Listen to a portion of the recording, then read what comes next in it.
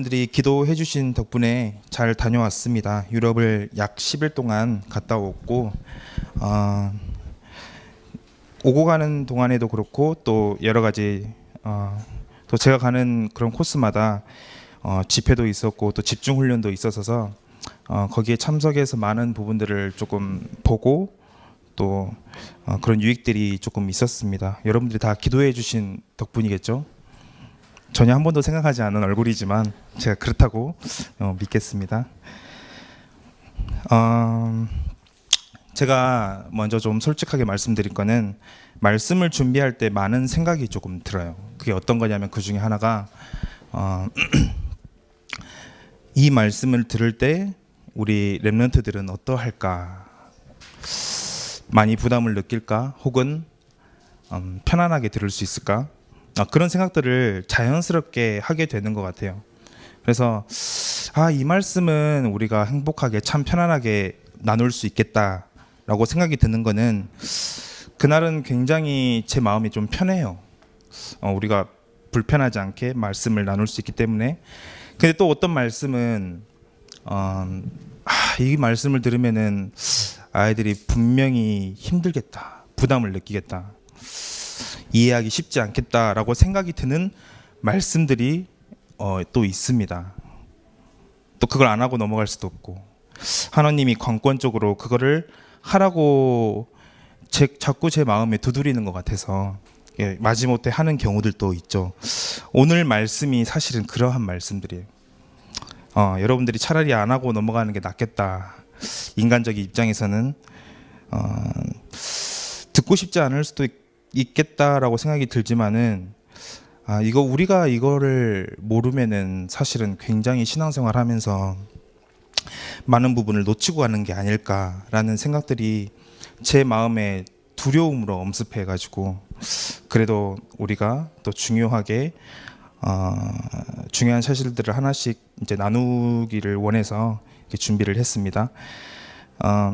이게 왜 불편함을 주냐면요. 우리가 오늘 구절들을 조금 살펴보도록 하겠습니다. 이게 고린도후서 5장 17절은 저 자신이 많이 언급을 했고 또 많은 부분에 인용을 했고 또 우리가 익숙하게 알지만은 그 앞절 1절에서 16절까지는 우리에게 불편함을 주는 것이 한두 가지가 아니에요. 1절부터가 우리에게 굉장히 불편함을 주고 있습니다. 뭐냐면은 만일 땅에 있는 우리의 장막집이 우리의 육신을 말해요. 무너지면 이 전제 자체가 우리에게 부담을 주는 거예요. 아니 신앙생활 하면은 우리가 잘 먹고 잘 살고 여러 가지가 형통하게 되고 잘 돼야 되는데 우리의 육신이 다 무너지면 이 전제를 가지고 시작하는 것 자체가 우리에게 상당히 부담감을 준다는 것입니다. 근데 또 한 가지가 더 있죠. 또 어떤 게 부담을 또 주고 있냐면은 8절에 보시면은 우리가 담대하여 원하는 바는 차라리 몸을 떠나 주와 함께 있는 그것이라. 전혀 아닌데 우리가 담대하게 원하는 바는 차라리 우리가 이게 몸을 떠나지 않고 주와 함께 있는 그것이라. 그게 우리에겐 좀 더 편하게 받아들여지는 어떤 그런 지점이겠죠. 또 10절에 보시면은 이는 우리가 다 반드시 그리스도의 심판대 앞에 나타나게 되어 각각 선악간에 그 몸으로 행한 것을 따라 받으려 함이라 라고 되어 있어요. 얼마나 우리에게 불편함을 주는 말씀들입니까? 우리는 결국 죽어서 우리가 어떤 이상적인 파라다이스 같은 곳에서 살면서 구원받으면 다 끝.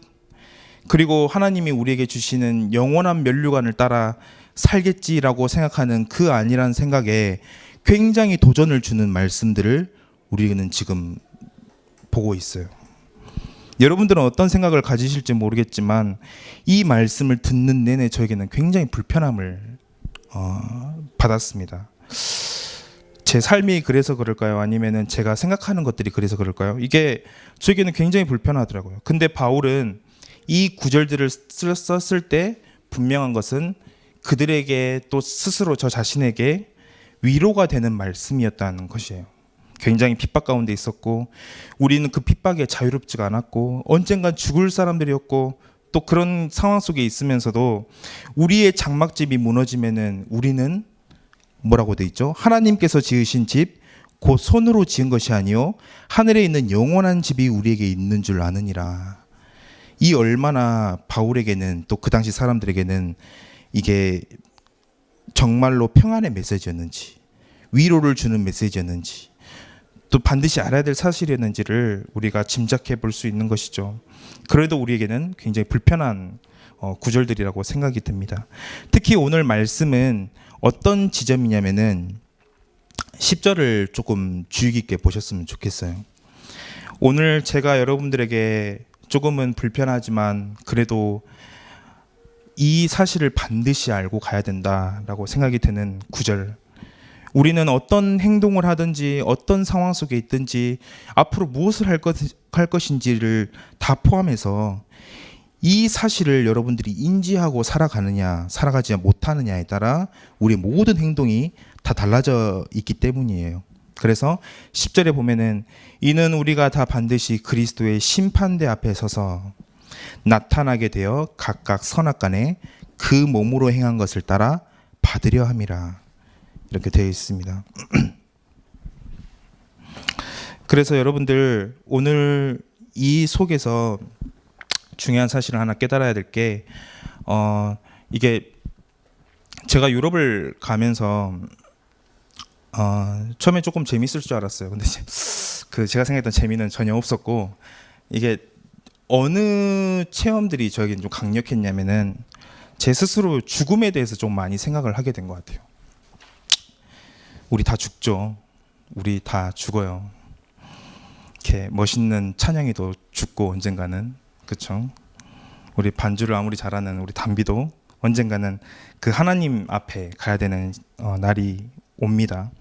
근데 이 죽음을 생각하게 될 때 참 많은 생각들이 좀 정리되는 것 같아요. 이제 유럽의 기라성 같은 믿음의 선배들을 발자취를 보면서 그 사람들이 이미 다 과거의 사람들이 된 거예요. 근데 그 사람들이 어떠한 삶을 살았고 그 당시에 얼마나 치열했든지 지금은 과거의 사람이 되어서 자꾸만 저에게 이야기를 들려주고 있는 것 같은 거예요. 넌 뭐하고 살래?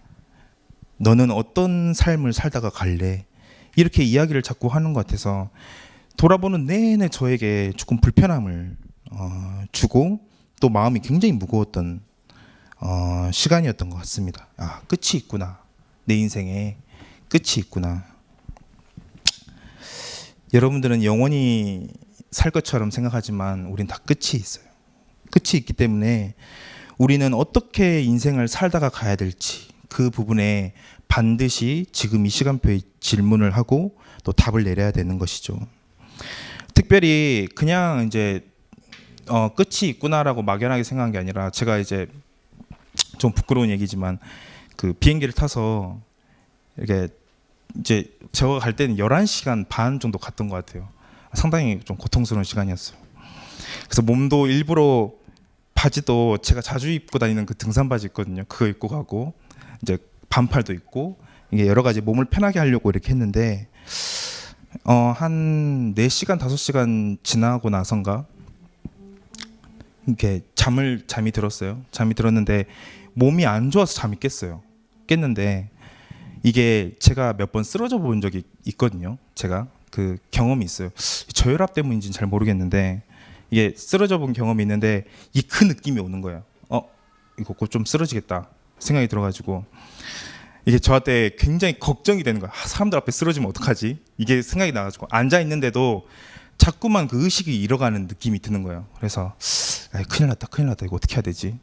이게 내 몸 생각은 둘째치고 여기서 괜히 소란이 돼서 문제 삼을 건 없잖아요. 그래서 이제 일어섰어요. 일어섰으니까 그때서야 이제 더 핑 도는 거예요. 일어서가지고 뒤로 가서 그 승무원들한테 갔어요. 승무원들한테 가가지고 다행히 한국 사람이 있어서 의사소통은 문제가 없었습니다. 이렇게 나 이제 곧 쓰러진다. 대비하라는 말이에요. 이제 곧 쓰러지니까 이제 대비하고 이게 조금 어떻게 좀 해달라 했는데 그러니까 저는 조금 알고 있었어요. 뭐냐면 이게 누워서 다리를 올리면 괜찮을 것 같은 거예요. 제 스스로가. 해서 앉아서 뭘 자꾸 체크하면서 물어보길래 이거 안 해도 되니까 지금 이 자리에 저 뒤에 막 승무원들 준비하는 자리 있잖아요. 거기서 이불 깔아서 나 좀 누워 있게 해달라. 근데 누워서 이렇게 다리 좀 올리게 해달라 이렇게 했는데 이게 눕자마자 딱 그 기절같이 했던 것 같아요. 이게 딱 타이밍이 좋게 눕자마자 기절하고 딱 1시간 눈 뜨니까 괜찮아지는 거예요. 이게 온몸에 땀을 막 흠뻑 젖고 막 이렇게 있었는데 이제 그렇게 한번 경험을 하니까 이제 아무런 일이 없이 이제 자리로 돌아가서 이제 앉았죠. 이게 뭐 옆에 사람은 열심히 영화만 보고 있고 이 사람이 무슨 일을 하고 갔다가 왔는지도 잘 모르겠고 근데 그 사건이 있다 보니까 이 비행기 안이 저한테는 굉장히 불안한 거예요. 저한테 스스로가. 그리고 그 비행기를 한두 번 타는 게 아니라 제가 5개국을 10일 동안 갔다 왔기 때문에 이게 한 이틀에 한 번꼴로 탔었어야 됐어요. 비행기를. 그러니까 이게 탈 때마다 불안한 거예요. 그때 당시에 내가 그렇게 막 이렇게 쓰러졌는데 혹시 잘못돼서 더 깊게 쓰러지면 어떡하지? 이런 생각들이 좀 들면서 이 지금 죽으면 내가 부끄럽지 않을 사람인가라는 질문들을 자연스럽게 하게 된 것 같습니다. 근데 거기에 대한 대답은 아니요였어. 아니요. 부끄럽겠다. 지금 죽으면 너무 부끄러운 것 같은 거예요. 그래서 다니는 내내 저에게 이 질문들은 끊임없이 왔었고 결국에는 내가 심판대 앞에 하나님 앞에 섰는데 내가 어떤 삶을 살고 갈 것인가 이런 질문들 앞에서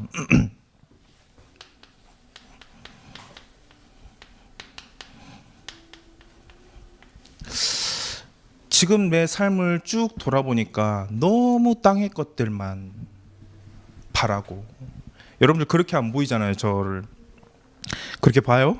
그렇게 안 보죠.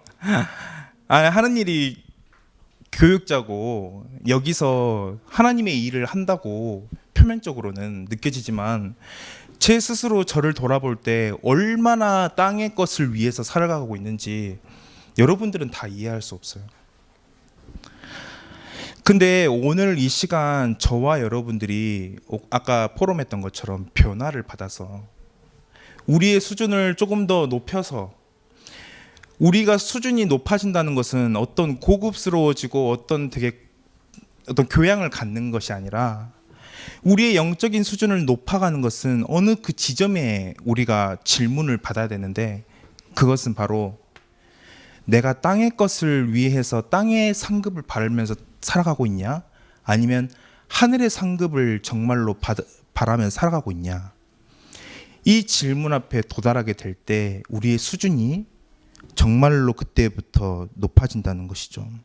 정말로 하늘의 상급을 받는 우리 대학부 한 명 한 명이 저를 포함해서 이거에 욕심을 내고 이거를 정말로 원하고 그런 우리가 됐으면 좋겠어요. 이게 마태복음 6장 20절에 하나님께서 뭐라고 표현하고 있냐면은 제가 읽어드리겠습니다. 오직 너희를 위하여 보물을 하늘에 쌓아두라. 거기는 좀이나 동록이 해하지 못하며 도둑이 구멍을 뚫지도 못하고 도둑질도 못하느니라. 오직 너희를 위해서 땅에 보물을 쌓아두라가 아니라 하늘에 그 보물을 쌓아두라고 얘기를 하고 있어요. 거기에는 좀이나 동록이 해하지 못하며 도둑이 구멍을 뚫어내어 그것을 도둑질하지 못한다라고 얘기를 하고 있어요. 우리 인생을 투자해서 우리 뉴스에서 심심치 않게 그런 사건들을 많이 접하게 되죠. 퇴직금을 날린 이야기들. 얼마 전 2013년도인가요? 한 50대가 퇴직금을 다 날렸어요. 근데 주식 투자에 잘못된 정보에 투자를 했겠죠. 근데 50억을 날린 거예요. 가정 파탄 됐겠죠. 파탄되고 결국에는 스스로 목을 매 자살했죠. 우리는 굉장히 슬픈 소식이에요. 그거는 이게 퇴직금이란 게 우리가 그냥 단순히 돈을 벌어서 모아둔 게 아니라 우리 인생의 무게를 갖고 있는 돈이잖아요. 이게 액면 그대로의 가치가 아니잖아요. 근데 그거를 통해서 이제는 조금 노년에 더 나은 삶, 자식들에게 더 나은 것들을 주기 위해서 우리 인생을 투자해서 다 이렇게 투자를 한 것이죠. 근데 이 일을 어째 이게 잘못된 투자에 빠지게 됐고, 또 요즘에 최근에 좀 지나갔지만 지금도 뭐 항상 성행 중이죠. 뭐 가상화폐라든지, 예전에 제가 그런 얘기도 들어봤어요. AI 파동 때 퇴직금을 다 해서 오리 사업에 투자했는데 그때 딱 AI 파동이 된 거예요. 다 날려버렸어. 우리는 더 나은 삶을 살기 위해서 그러한 땅의 것들에 투자를 하고 여러 가지를 하고 있지만은, 그거는 어느 순간에 실패할 수도 있고 누군가 가져가 버릴 수도 있고 너무나도 처참하게 망할 수도 있는, 우리가 두고 있는 그 가치는, 땅의 가치는 불변하지 않는 가치가 아닌 거예요. 언제나 변할 수 있고 바뀔 수도 있고, 상황이 여러 가지가 다른 어떤 나에 의해가 아니라 다른 제3자에 의해서 좌지우지 될 수도 있는 상황인데, 오늘 하나님께서 얘기하시는 그 하늘의 상급은, 네가 보물을 그 하늘에 쌓아두면은 거기는 좀이나 동록이 해하지 못하고, 내가 바라고 내가 또 바라고 내가 정말로 원하는 그것을 하늘에 두면은 그것은 아무도 가져갈 수가 없다라고 얘기를 하고 있는 거예요. 바라고 있습니까? 소망. 여러분들의 소망이 어디에 있습니까? 언제나 시시때때로 변하는 땅의 것에 우리의 소망이 맞춰져 있습니까? 아니면 하늘에 있습니까? 오늘 예수님은 바로 그 지점에서 우리에게 도전을 하고 있는 것이죠.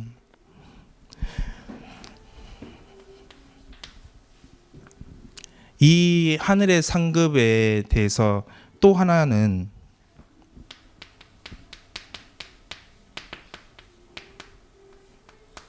고린도전서 3장 12절에서 15절에 나와 있어요. 읽어드리겠습니다. 만일 누구든지 금이나 은이나 보석이나 나무나 풀이나 지프로 이 터 위에 세우면은 각 사람의 공적이 나타날 터인데 그날의 공적을 밝히리니 이는 불로 나타내고 그 불이 각 사람의 공적이 어떠한 것을 시험할 것임이라. 무슨 말이죠? 불로 다 태워버린다는 거예요. 만일 누구든지 그 위에 세운 공적이 그대로 있으면 그 불을 견디면은 상을 받고, 누구든지 그 공적이 불타면 해를 받으리니 그러나 자신은 구원을 받되 불 가운데서 받은 것 같으리라. 구원은 다 받죠. 구원은 똑같이 다 받고 있습니다. 그러나 우리가 평생을 놓고 쌓아온 내 공적들, 하나님이 이 말씀으로 따지면은 불을 지핀대요. 내가 금을 쌓았든 은을 쌓았든 풀이든 뭐든 지피든 그 위에 쌓아서 그 불을 견디고 남아있는 그 공적. 여러분들 인생의 많은 부분들을 한번 돌아보시길 바랄게요. 저를 포함해서. 불 견디겠습니까? 불을. 이 지점이 저는 여러분들과 저에게 굉장히 불편한 이야기라고 생각이 들어요.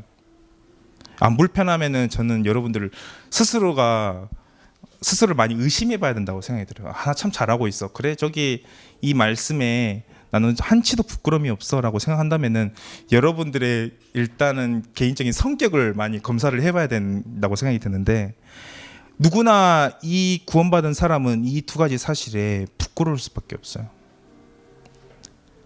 근데 오늘 성경의 말씀에 그렇게 되어 있죠. 구원을 받되 불 가운데서 받은 것이라.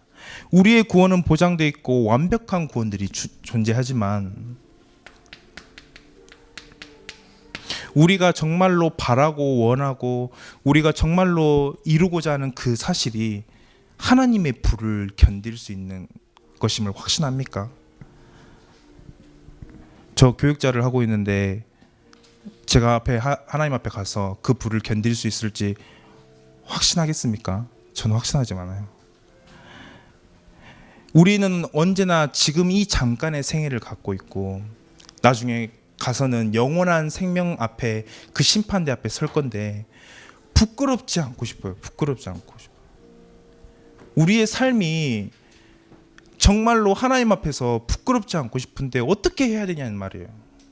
말씀에서는 이렇게 얘기를 하고 있죠. 이게 저의 이야기면 여러분들 그냥 흘려버려도 되는데 성경에서 말하고 있는 분명한 사실이라는 거예요. 계시록 22장 12절에 보면은 보라 내가 속히 오리니 내가 줄 상이 내게 있어 각 사람에게 그가 행한 대로 갚아주리라. 각 사람에게 그가 행한 대로 갚아주리라. 여기에서도 하나님은 그 상이 있음을 이야기를 하고 있어요. 상이 있음. 여러분들은 어떻게 살아가고 싶습니까? 여러분들의 삶은 어떻습니까? 그러면은 혹시나 오해할까봐 노파심으로 이야기하지만 모두가 다 하나님의 주의 일을 하는 교육자가 돼야 됩니까? 선교사가 돼야 됩니까? 저는 그 얘기를 하고 있는 것이 아니에요. 그 얘기를 오해할까봐 오늘 스데반의 이야기를 조금 들려주고 싶어요. 스데반은 어떤 사람들이었죠? 사도행전 6장에 세워진 집사 지도자들이었어요. 근데 그 사람들은 사도의 교육자 일을 하는 사도들이 있었고 또 그 분배 문제를 통해서 올바르게 분배가 되기 위해서 교회에서 따로 세운 그런 지도자들이었습니다. 평신도였죠, 지금으로 따지면. 근데 그 스데반은 그냥 그 일에 충실한 게 아니라 사도보다 더 강렬하게 말씀을 전달하고 말씀을 선포하고 그렇게 멋지게 살다가 간 스데반이었죠. 근데 그 스데반이 저에게 있어서 가장 부러운 지점이 뭐였냐면은 짧게 살아가고 간 어떤 그의 인생이었지만 그가 죽을 때는 분명히 하나님의 우편에서 예수 그리스도가 서 계셨다는 거예요. 그의 죽음이 얼마나 중요했으면은 앉아 계셨던 하나님이 서 계셨을까? 그럼 내 죽음은 어떨까? 만약에 이제 지아가 만약에 하늘나라로 간다면은 뭐 이거는 저주가 아닌 거 알죠? 하늘로 간다면 만약 가는 그 시점에 하나님이 예수 그리스도가 그의 오른편에서 서 계신다면 얼마나 영광스럽습니까? 우리 민주가 하늘나라로 간다면은 그 시점에 하나님께서 그가 자랑스러워서 서 계신다면은 그게 우리에게는 굉장히 중요한 어떤 사실로서 마음에 계속 그 저변에 깔고 가야 될 어떤 사실들인 것이죠. 그래서 여러분들 오늘 이 말씀을 조금 기억하셨으면 좋겠어요. 하늘의 상급은 반드시 있고 우리는 그 상급을 향해서 따라가야 된다. 이 기준으로 볼 때 이 고린도후서 5장 10절을 한번 봐보세요. 이 상급에 대한 부분들을 나오고 그 앞에 9절을 한번 보시면은 그런즉 우리는 몸으로 있든지 떠나 있든지 주를 기쁘시게 하는 자가 되기를 힘쓰노라. 이는 우리가 다 반드시 뭐라고 했지? 연결되는 문장이죠. 하늘의 상급은 어디에서 비롯되냐면은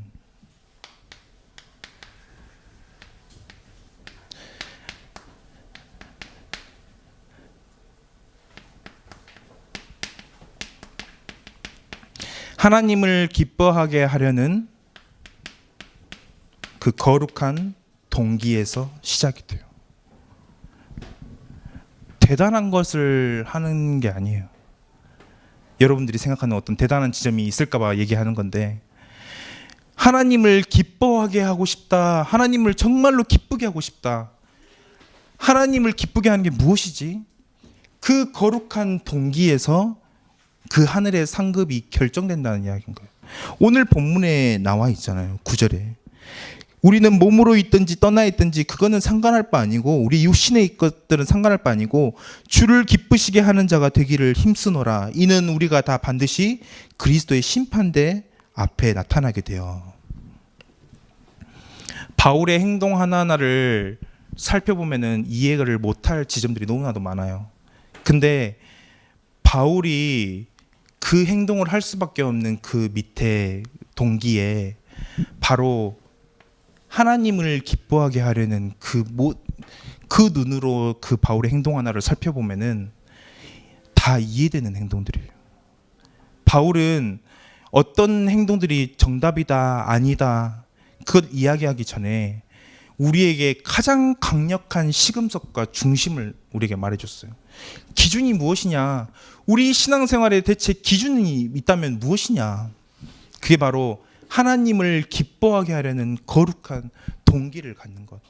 그게 바로 하늘의 상급까지 이어지게 만드는 가장 중요한 열쇠라는 것이에요.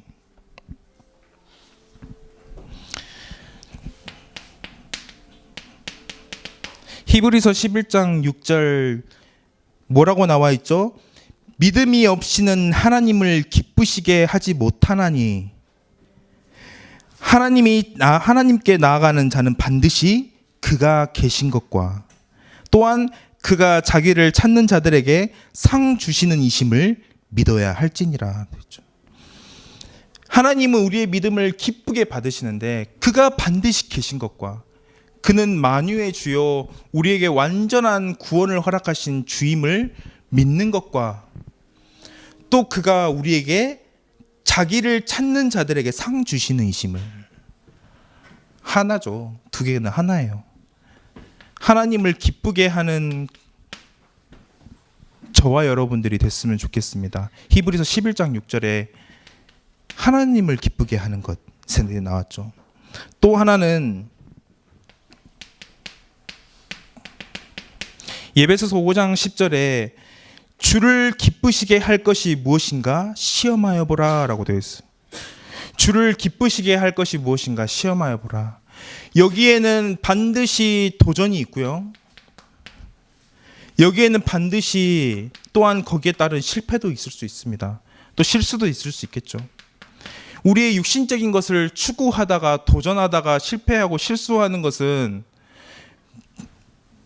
말고 우리가 정말로 하나님을 기쁘게 하는 게 무엇인지를 고민하고 그것을 도전하고 그거에 따른 실패 또한 실수 또한 다 시험하여 보라. 시험하여 보라는 건 여기에 다 포함되어 있다는 거예요. 실패해도 괜찮습니다. 실수해도 괜찮습니다.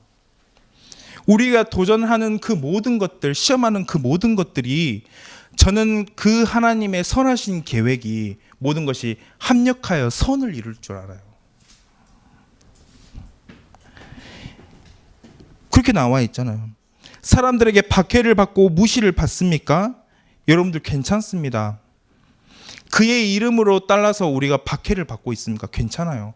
무시해도 괜찮아요. 아이고 저 그리스도인들 예수쟁이들 아니 무슨 신앙을 저렇게 해? 뭐 하루 종일 교회에 있네. 이런 무시와 있을 수 있죠. 합리적으로 생각하는 사람들은 그렇게 생각할 수도 있어요. 근데 괜찮습니다. 우리가 그의 이름으로 정말로 하나님이 기뻐하는 것이 대체 무엇이냐 이거에 정말로 고민을 하고 그거에 도전하는 그 모든 것들이 하나님이 그것을 기쁘게 받으신다는 거예요. 시험해 보라라고 이야기하고 있잖아요. 여러분들 인생에 정말로 작은 실천들 작은 도전들이 있기를 바랄게요. 정말로 하나님이 기뻐하는 게 대체 뭐냐? 너무 잘 알고 있는 구절이죠. 로마서 12장 1절에서 3절에 너희 몸을 하나님이 기뻐하는 거룩한 산 제물로 드려라. 이는 너희가 드릴 영적 예배니라 라고 되어 있죠. 너희 몸을 하나님이 기뻐하시는 거룩한 산 제물로 드려라. 우리의 행동, 우리의 마음 중심, 우리의 모든 육신까지도 하나님이 기뻐하시는 거룩한 산 제물로 드려라. 그가 우리의 영적인 예배라고 표현하고 있어요. 근데 2절에 보세요. 어떻게 우리의 몸을 거룩한 산 제물로 드릴 수 있습니까? 이 세대를 본받지 말고 오직 마음을 새롭게 함으로 변화를 받아. 변화가 중요해요. 하나님의 선하시고 기뻐하시고 온전하신 뜻이 무엇인지 분별하도록 하라. 하나님이 기뻐하는 것은 무엇입니까? 이 세대를 본받지 말고 오직 마음을 새롭게 함으로 변화를 받아. 하나님의 선하시고 기뻐하시고 온전하신 뜻이 무엇인지 분별하는 것. 분별하는 것. 잘 알잖아요. 우리 다. 이게 하나님이 기뻐하시는 거다. 하나님 기뻐하지 않는 것이다. 우리 훈련 받으면서 다 잘 알잖아요. 여지껏 우리가 신앙생활 해오면서 이게 하나님이 기뻐하다는 거를 우리 다 직감적으로 본능적으로 다 알고 있잖아요. 근데 왜 그것만 다 피해서 하냐는 거예요.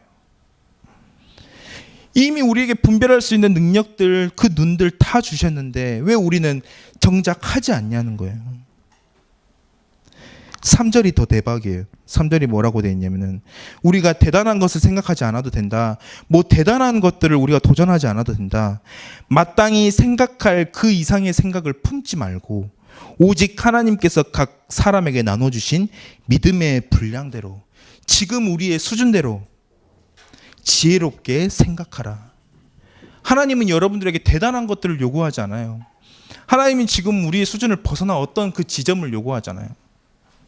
지금 우리의 수준대로, 우리의 분량대로, 우리가 지금 믿음의 도전들을 할 수 있는 그 시점대로 분별하여 준비하는 것, 그게 가장 중요한 것이죠.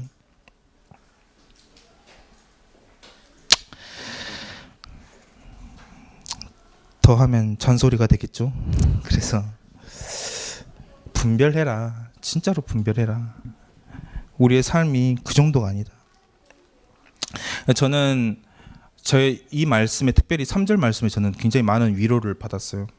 제가 여러분들과 만나서 여러분들에게 말씀을 가르쳐주고 여러분들에게 나름의 뭐 몸부림을 쳐가면서 복음에 대해서 이야기를 하고 있지만 저는 저 자신이 완벽하지 않다라는 걸 알고 있어요. 완벽한다는 표현도 웃기다. 실수가 너무나도 많다는 걸 알고 있죠. 그래서 제가 가르치는 게 혹시나 여러분들에게 유익이 되지 않으면 어떡하지? 이 중심이 저에겐 항상 있어요. 그렇게 안 믿을 수도 있겠지만 진짜 하나님이 원하시는 거 가르쳐줘야 되는데, 근데 가끔씩 저에게 절망에 빠지게 만드는 사실 하나가 뭐냐면은 내가 부족한 게 너무 많다라는 사실이에요. 너무 많아요.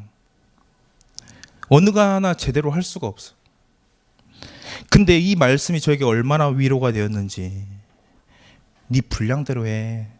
너에게 지금 주신 하나님 은혜대로 해. 그게 지금 대학부에게 필요한 거야. 저는 그것 때문에 지금 이 자리에 서 있을 수 있어요. 지금 내가 이 아이들에게, 이 대학부에게, 또 나를 만나는 모든 사람에게 많은 것들을 채워줄 수 없을 수 있어. 많은 다양한 것들을 골고루 균형 있게 해줄 수는 없어. 그게 그렇죠. 인정을 할 수밖에 없죠. 근데 그 하나님의 놀라우심이 그 아이들의 인생에 역사하셔서 내가 채우지 못하는 것들을 다양한 사건으로, 다양한 사람으로 붙이셔서 그 아이들의 인생을 만들어갈 거 생각하니까 제가 힘이 나더라고요. 힘이. 그렇지. 내가 어떻게 그 아이들의 인생을 책임질 수 있어? 못하지. 그러나 내 믿음의 분량만큼 내가 지금 하나님 앞에 고민하고 있는 그 시점에서 내가 이 하나님이 대체 뭘 원하시는지를 질문하고 바라보는 그 가운데, 그 중심에 기뻐하는 게 뭐지? 하나님 기뻐하는 게 뭐지? 우리 대학부에 기뻐하는 게 뭐지? 질문하는 가운데 나아가자. 그게 우리가 해야 될 가장 중요한 거 아니냐, 내게 중요한 게 아니냐라고 생각이 드는 거죠. 그래서 여러분들 로마서 14장 18절 우리 함께 조금 펼쳐보길 바랍니다. 로마서 14장 18절에 보면은 이렇게 나와 있습니다. 이로써 그리스도를 섬기는 자는 하나님을 기쁘시게 하며 사람에게도 칭찬을 받느니라. 하나님을 기쁘시게 하려는 거룩한 동기는, 이 거룩한 동기는 어디서 나온다고요?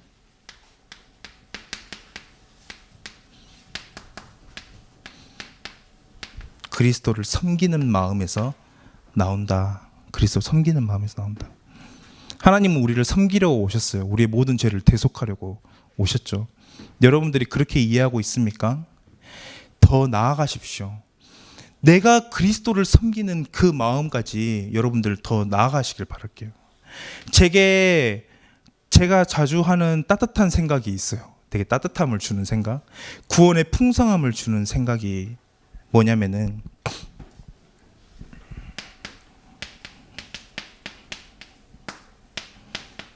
저는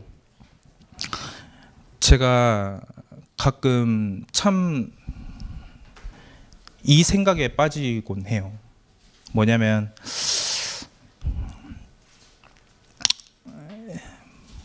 만약에 내가 어느 날 평범한 그 날에 집에를 들어갔어. 집에를 들어갔는데 내가 자주 앉아 있는 그 의자에 예수님이 계시다면은 어떻게 하지? 뭔 생각이야 저게, 이렇게 생각할 수 있죠. 근데 그렇게 생각해봐요. 내가 만약 죄 많은 여인이라면은, 내가 자주 앉아 있고 거기서 많은 불신앙을 하고 여러 가지 불평들을 하는 그 자리에 예수님이 앉아 계신다면은 나는 어떻게 할까? 그 향유를 부은 여인이 저한테 문득문득 대비가 돼요. 저는 바로 무릎을 꿇을 것 같아요. 무릎을 꿇을 것 같아요. 진짜 내 모든 것들을 다 쏟아서 하나님 앞에 사랑한다고 고백할 것 같아요. 내 그 집에 앉아 계신 그 예수님을 보면서 내 모든 부족한 부분들을 다 이야기하면서 내 인생의 어떤 중요한 질문들을 시작할 것 같아요. 그 때가 되면은 이 향유를 부은 여인의 마음은 어땠을까? 자기의 가장 소중한 것을 들여서 예수님의 발을 씻기고 그 모든 것들을 씻기고, 그 여인의 마음은 무엇이었을까? 이 섬기는 마음에서 하나님을 기뻐하게 하려는 거룩한 동기가 나온다라는 거예요.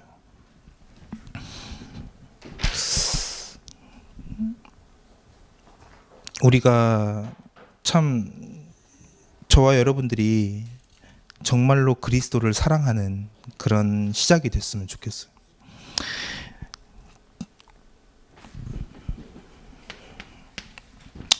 고린도후서 5장 14절에서 15절.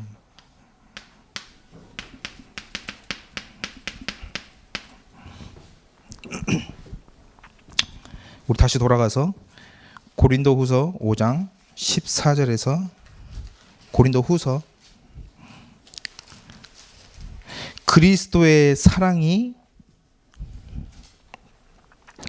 고린도후서 5장 14절, 그리스도의 사랑이 우리를 강권하시는도다. 하나님의 사랑이 우리를 강력하게 권하시는데 어느 누가 자유로울 수 있습니까? 어느 누가 예수님의 사랑을 듬뿍 받아서 체험한 그 사람이 내가 어느 정도 헌신했다, 내가 어느 정도 대단한 일을 했다, 어떻게 감히 이야기를 할 수 있을까요? 그걸 자신 있게 이야기할 수 있는 사람이 누가 있을까요? 그 사람이 그리스도의 사랑에 완전히 사로잡혔는데 어느 누가 자유로울 수 있냐는 거예요. 이 사랑을 경험한 자들이 어떻게 이 하늘의 상급을 추구하지 않을 수 있겠냐는 말입니다. 이 은혜를 깨달아야 돼요. 15절에 그가 모든 사람을 대신하여 죽으심은 살아있는 자들로 하여금 다시는 그들 자신을 위하여 살지 않고, 우리가 우리 자신을 위하여 살지 않고 오직 그들을 대신하여 죽었다가 다시 살아나신 이를 위하여 살게 하려 함이라. 우리 갈라디아서 2장 20절이 생각나는 구절이죠. 나를 위하여 자기 몸을 버리신 하나님의 아들을 믿는 믿음 안에서 사는 것이라. 갈라디아서 2장 20절에 그렇게 나와 있죠. 우리의 삶은 우리가 주장하는 게 아니야. 그리스도의 사랑으로 충만해져서 우리가 우리의 인생에 하나님이 주인이 되어 살아가는 거라는 거예요. 이때 우리는 하나님을 기쁘시게 하는 것이 단순히 명령이 아니라 우리의 지극히 자연스러운 반응으로 나타난다는 거예요.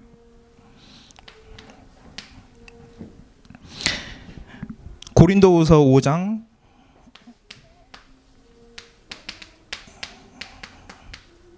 16절에서 17절. 그래서 여러분들, 오늘부터 여러분들이 이 모든 것들을 버리셔야 돼요. 뭘 버려야 되냐?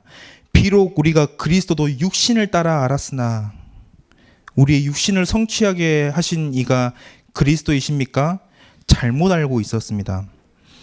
우리가 육신을 따라 알았던 그 그리스도를 다 버려버리고 이제부터는 그같이 알지 않으라는 바울의 고백에 동참하는 은혜가 필요해요. 그래서 바울이 결국 어느 결론에 도달했냐? 그런즉 누구든지 그리스도 안에 있으면 새로운 피조물이라, 이전 것은 지나갔으니 보라 새 것이 되었도다. 다 끝났다.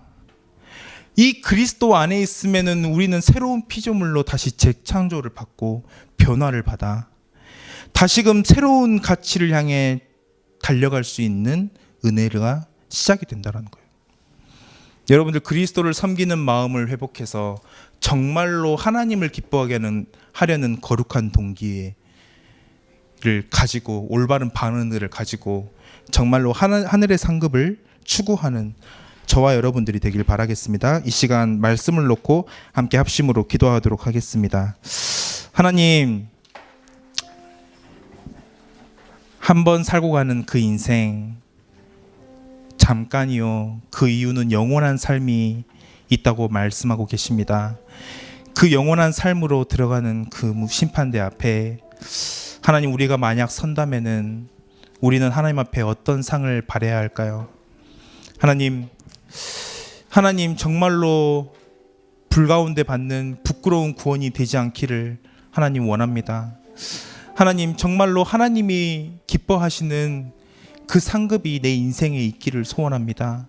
하나님, 그래서 우리 아무 의미 없이 살아가는 그 인생이 아니라 정말로 하나님이 기뻐하시고 하나님이 원하시는 그 인생의 의미들을 발견하고 그 소명을 발견하고 살아갈 수 있는 우리에게 은혜를 허락하여 주옵소서. 하나님, 정말로 하나님이 기뻐하는 그 삶이 되기를 원합니다. 하나님, 정말로 하나님을 섬기고 그리스도를 섬기고 내 주인으로 모셔서 하나님, 정말로 하나님을 사랑하길 원합니다. 그 은혜를 하나님 이 시간 이후로 우리에게 부어주시고 은혜를 허락하여 주옵소서.